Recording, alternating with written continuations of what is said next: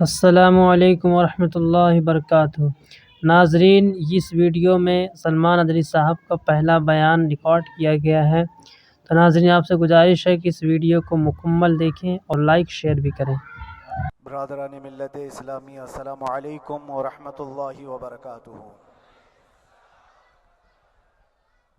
الحمدللہ الحنان المنان الذي خلق الإنسان وعلمه البيان، والصلاة والسلام على رسوله سيد الإنس والجان وعلى آله وأصحابه ذوي الخير والإحسان، أما بعد فأعوذ بالله من الشيطان الرجيم، بسم الله الرحمن الرحيم، وقل جاء الحق وزهق الباطل إن الباطل كان زهوقا، صدق الله مولانا العظيم۔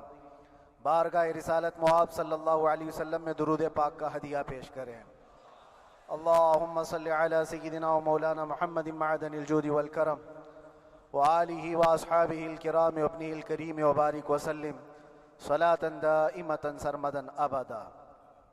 عزیزان گرامی وقار، میں یہ چاہتا ہوں جہاں پر آ کر ہم رکے تھے وہیں سے ہم پھر آگے بڑھتے ہیں۔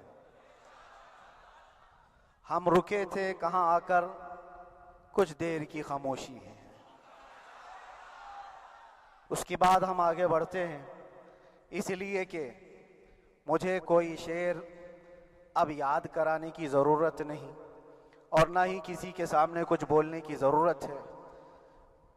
حالات تو ایسے تھے کہ جو نان مسلم تھے وہ بھی ہمیں جیل میں دیکھ کر یہی کہتے تھے کہ آپ ہی نے کہا یہ فلاں بات۔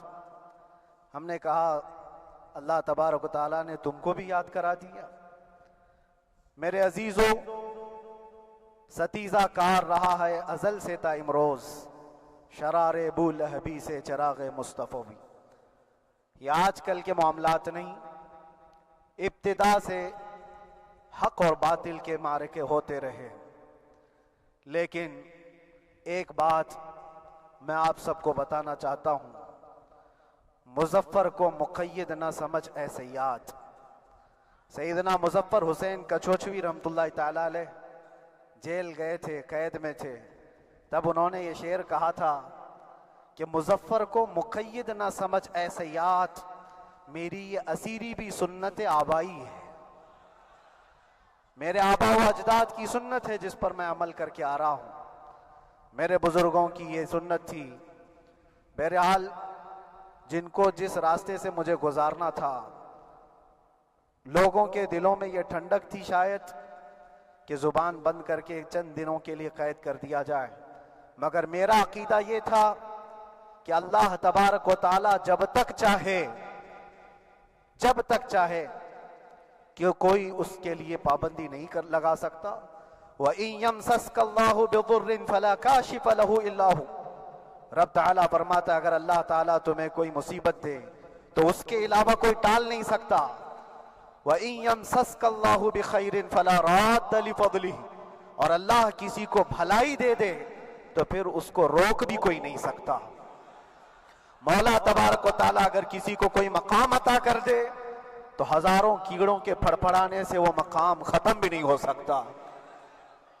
اللہ تبارک و تعالیٰ جس کو بڑھانا چاہے اس کے لیے کوئی راستہ رکاوٹ نہیں بن سکتا۔ اس لیے کہ ہم نے تاریخ میں دیکھا ہے پیبند لگے کپڑے پہننے والے